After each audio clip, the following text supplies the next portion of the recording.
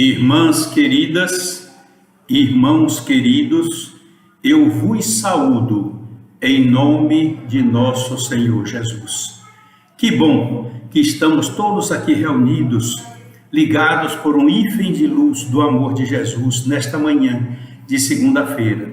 Hoje nós temos um assunto também muito necessário para os dias de hoje. Daqui a pouco vocês vão ver uma mensagem que nós vamos hoje de pedir o socorro, a ajuda da professora Amélia Rodrigues, que tem uma página maravilhosa que já nós vamos trazer para comentar. O tema de hoje é o Evangelho segundo o Espiritismo de Allan Kardec, capítulo 27, que tem o título Pedi e Obtereis.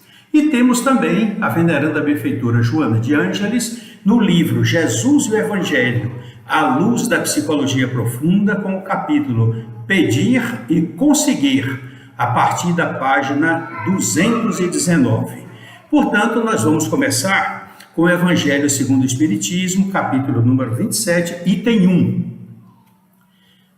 Quando orardes, diz Jesus, não vos assemelheis aos hipócritas que afetadamente oram em pé nas sinagogas e nos cantos das ruas para serem vistos pelos homens. Digo-vos em verdade que eles já receberam as suas recompensas. Eu abro um parênteses. Naturalmente eles queriam ser vistos, foram vistos, então já foram recompensados com aquilo que eles desejariam receber, que eram os olhares dos outros, dos passantes. Mas Jesus continua, quando quiserdes orar, entrai para o vosso quarto e fechada a porta, orai a vosso Pai em secreto, e vosso Pai, que está nos céus, que vê o que se passa em secreto, vos dará a recompensa. E ele continua, não cuideis de pedir muito nas vossas preces, como fazem os pagãos, os quais imaginam que pela multiplicidade das palavras é que serão atendidos. Não vos torneis semelhantes a eles, porque vosso Pai sabe o que é que tendes necessidades antes que lhe o peçais. Ou seja, antes que nós peçamos a Ele, Ele já sabe do que efetivamente nós temos necessidade. E isso vocês vão encontrar no item 1 do Evangelho segundo o Espiritismo, capítulo 27, que é uma passagem de Mateus, no capítulo 6, versículos de 5 a 8. E agora vamos para o item 4. Jesus definiu claramente as qualidades da prece. Quando orardes, disse Jesus, não vos ponhais em evidência, antes orai em secreto. Não afeteis orar muito, pois não é pela multiplicidade das palavras que sereis escutados, mas pela sinceridade delas. Antes de orardes, disse Jesus, se tiverdes qualquer coisa contra alguém, perdoai-lhe, visto que a prece não pode ser agradável a Deus se não parte de um coração purificado de todo sentimento contrário à caridade. Orai, enfim, com humildade, continua Jesus. Examinai os vossos defeitos, não as vossas qualidades, e se vos comparardes aos outros, procurai o que há em vós de ruim, de mal. Vamos ao capítulo de número 7. Desta máxima, dita por Jesus, concedido vos será o que quer que pedirdes em prece, fora ilógico deduzir que basta pedir para obter, e fora injusto acusar a previdência, se não acede, não accede a toda súplica que se lhe faça, uma vez que a providência sabe, melhor do que todos nós, o que é realmente para o nosso bem. É como procede um pai criterioso, que recusa ao filho o que seja contrário aos seus interesses, o que Deus lhe concederá, e a nós todos, sempre, se nós o pedirmos com confiança, é a coragem, a paciência, a resignação. também nos concederá os meios de se tirar de nós mesmos das dificuldades, mediante ideias que fará-lhe surgirem os bons espíritos, irão nos sugerir, deixando-nos dessa forma o mérito da ação. Vamos ao item 11 agora. Pela prece, obtém o ser humano o concurso dos bons espíritos, que acorrem a sustentá-lo em suas boas resoluções e a inspirar-lhe ideias sãs, saudáveis.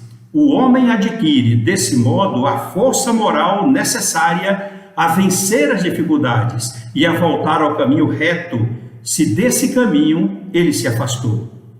Um homem, por exemplo, continua Allan Kardec, um homem, por exemplo, vê arruinada a sua saúde. Qual o motivo? Consequência dos excessos a que ele se entregou, bebida, cigarro, perdendo noite, e arrasta esse homem até o termo de seus dias, uma vida de grande sofrimento. Aí Allan Kardec faz a pergunta: terá esse homem o direito de queixar-se se não obtiver a cura que ele deseja? Não, pois que houvera podido encontrar na prece a força para resistir todas as tentações a que ele se submeteu. No item 15, Allan Kardec diz uma coisa muito interessante. Está no pensamento o poder da prece, que por nada depende nem das palavras, nem do lugar, nem do momento em que seja feita. Pode-se, portanto, orar em toda parte e a qualquer hora, a sós ou em comum, com outras pessoas. E ele esclarece: a prece em comum tem ação muito mais poderosa quando todos os que oram se associam o coração, ligam os corações a um mesmo pensamento e colimam o mesmo objetivo. É como se muitos clamassem juntos e em uníssono para Deus. Viram que coisa maravilhosa? Mas o que nós vamos refletir aqui, o que ele salienta, está no pensamento o poder da prece, que por nada depende nem das palavras, nem do lugar, nem do momento em que ela seja feita. Pode-se, portanto, orar em toda parte e a qualquer hora, a sós ou em comum. Muitas vezes nós estamos, eu já orientei, inclusive, a um aluno meu que estava assim desesperado, fazendo a prova, nervoso, porque ele estudava muito, mas diante de qualquer prova, qualquer teste a que ele se submetia, ele ficava nervoso. Então eu chamei ele assim, e falando, e disse a ele, olha, e outros ouviram, falando claramente: meu amigo, eu sei que você está nervoso, mas não se preocupe, eu não sou nenhum carrasco, eu vim aqui para ensinar a vocês. Como líder que eu aprendi no Banco do Brasil, se vocês errarem e tiverem nota baixa, a culpa é minha, porque eu não soube ensinar direito, não soube convencer vocês a estudarem, não incentivei pelo caminho certo para os livros a serem consultados. Agora, se vocês tiverem nota ótima, se vocês passarem, a vitória é de vocês, não minha. Portanto, você vá ao banheiro, sente-se na privada, mesmo de roupa, e faça a sua oração a Deus, nosso Pai, e peça-lhe para que Ele lhe oriente, abra o seu pensamento, escute as vibrações e inspirações dos mensageiros de Deus e volte sereno para poder continuar sua prova. E um perguntou da sala: professor, e nós que estamos aqui? Claro que vocês podem fazer isso também. E aí eu fechei a porta, o outro saiu, fechei a porta, então pronto.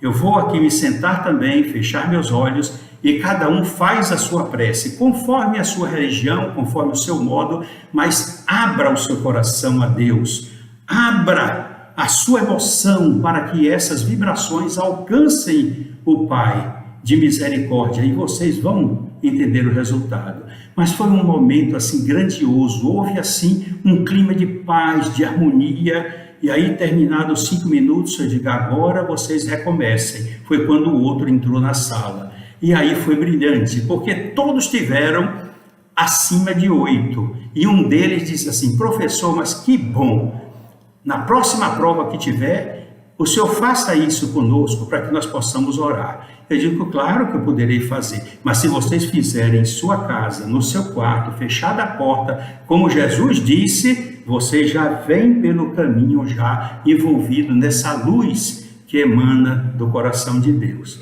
Então foi realmente um momento lindo nessas oportunidades que tivemos. E é preciso que nós façamos isso em qualquer circunstância. Vamos no ônibus, a estrada está perigosa, chovendo, o ônibus derrapou uma vez, ou no carro. Pare um instante, a mente, e faça um pedido a Deus para que ilumine o motorista, se serene, afastem as nuvens perigosas, reduza a chuva, porque nós sabemos pelo livro dos Espíritos que são os emissários de Jesus que comandam os fenômenos físicos. Então façamos isso, que vocês vão se surpreender com o resultado e a paz com que vocês vão se envolver. Agora vamos para o item 22. O dever primordial de toda criatura humana, diz Allan Kardec, o primeiro ato que deve assinalar a sua volta à vida ativa de cada dia é a prece. Ou seja, assim que nós acordarmos, devemos elevar o pensamento a Deus e agradecer a Ele pela oportunidade da paz, da harmonia, dos contatos que nós tivemos no plano espiritual, dos conselhos recebidos. E aí façamos a nossa prece pedindo que tenhamos um dia de paz, de realizações, pedimos forças para vencer a preguiça, dominar os nossos instintos negativos, para que as nossas ações não prejudiquem ninguém. Mais adiante ele diz, a prece do cristão, do espírita, seja qual for o culto, deve ele dizê-la logo que o espírito haja retomado o jugo da carne. Portanto, confirma o que ele disse no início desse item 22. Então, primeiro ato, a prece. Agora vamos ver no item 39, já do capítulo seguinte, 28. E a hora de dormir? Primeiro, Allan Kardec nos orientou. Primeiro ato, acordar, é a prece. E na hora de dormir?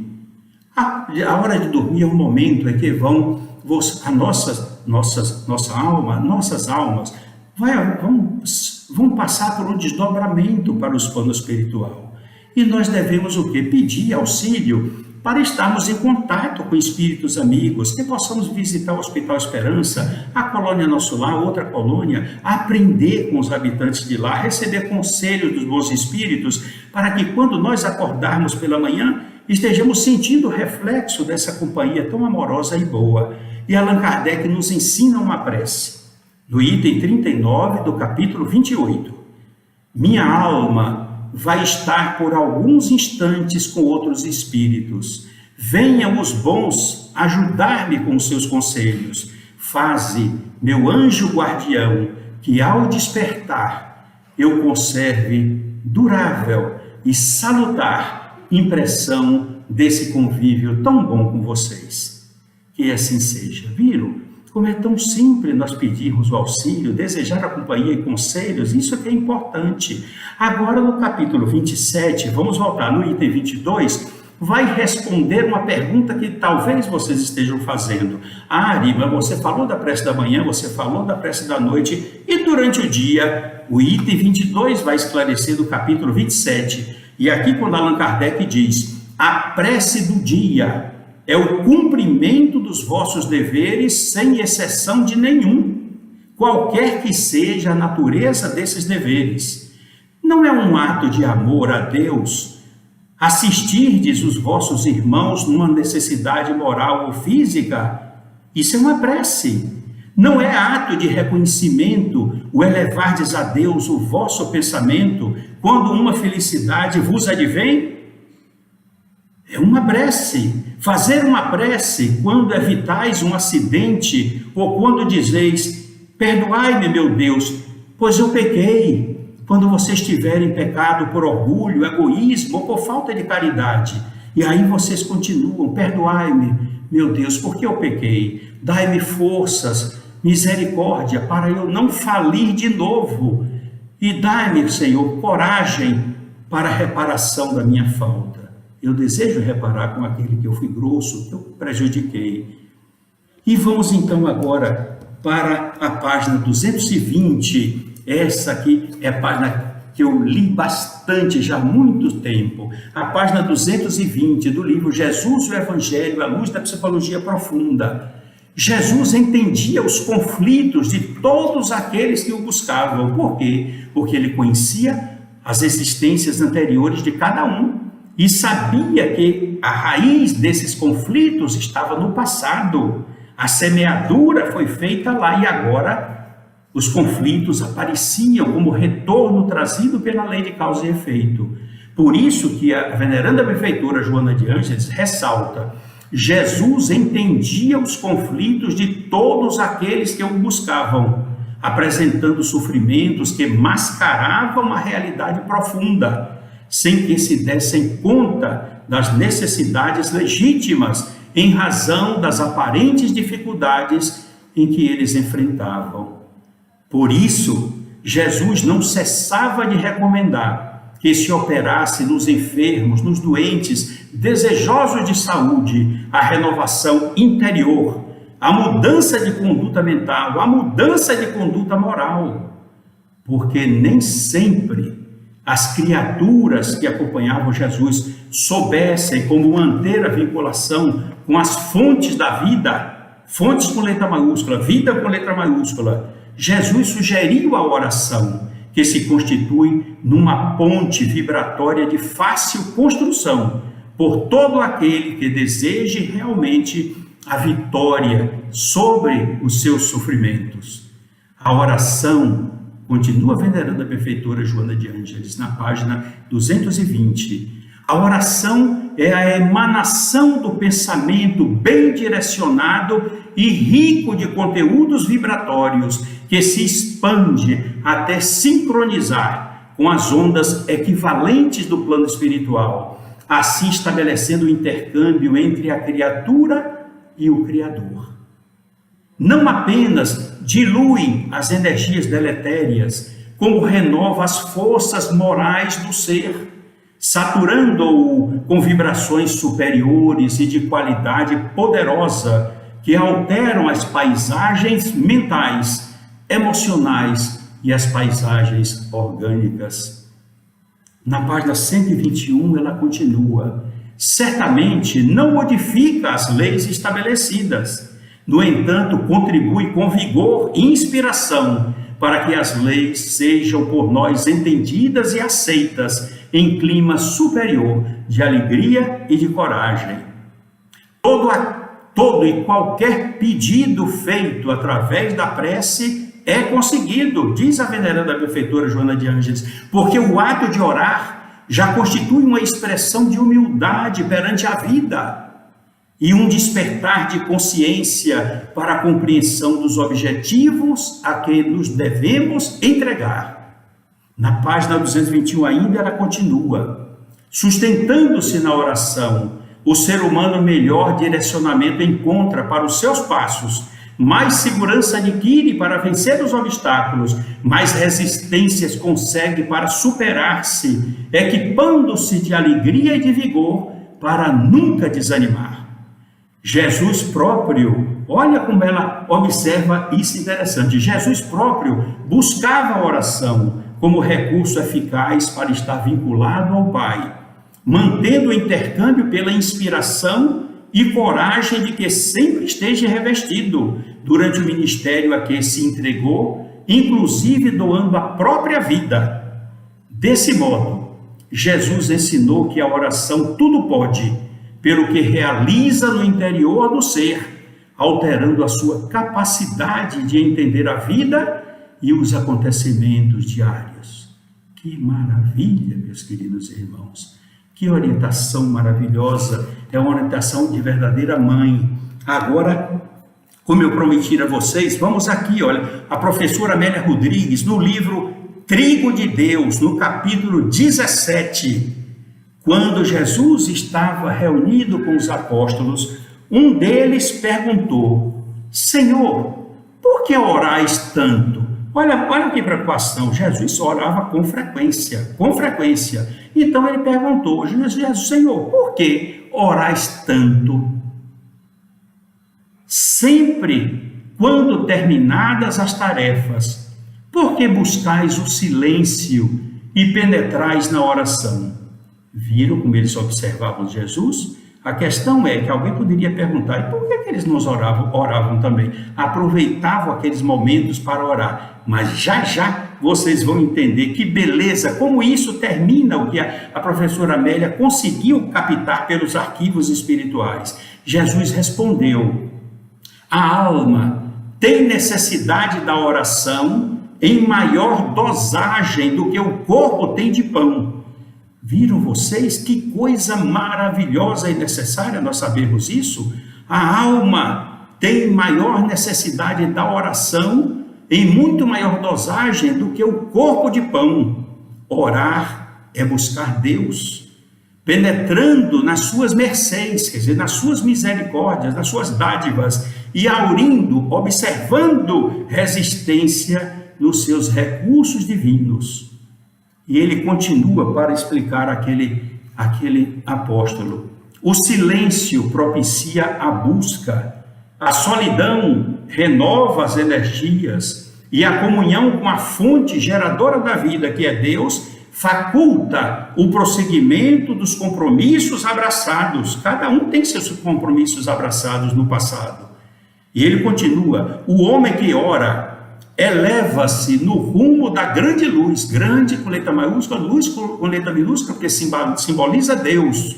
O homem que ora eleva-se no rumo da grande luz, inimba-se, envolve-se de claridade radiosa, à semelhança de todo o reino. Agora vocês vão ver uma explicação maravilhosa que, por felicidade, no momento feliz de estudo, de pesquisas, a adorável professora Amélia Rodrigues captou essas palavras de Jesus, que mostrava que todo reino tem um rei, tem ministros, tem departamentos. Então, ele esclarece para os apóstolos: à semelhança de todo reino, a variedade de deveres exige responsáveis para a sua execução.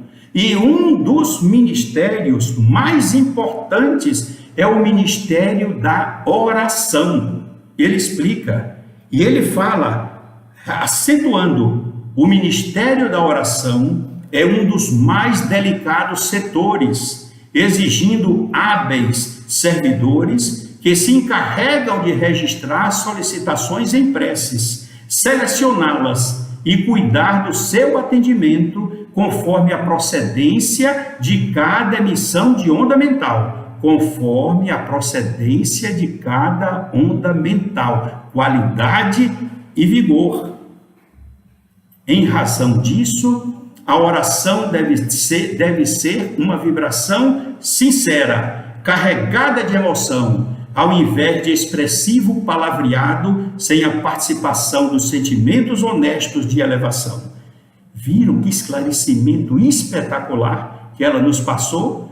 E para concluir, ela continua com a palavra de Jesus. Olha que explicação maravilhosa Jesus deu aos apóstolos. A oração é um apelo que, no entanto, deve alcançar mais ampla expressão, tornando-se, no momento, um hino de louvor, vezes outras, constituindo-se de uma rogativa de auxílio e, por fim, um cântico de gratidão.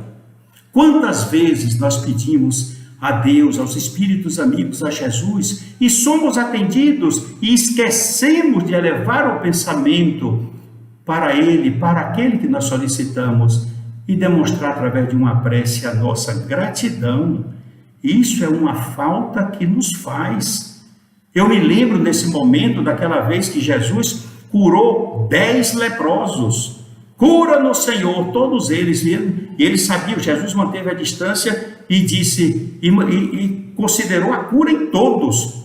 Vão, aproximem-se, vão até os sacerdotes, paguem o dom prescrito por Moisés para servir de prova e retornem à vida.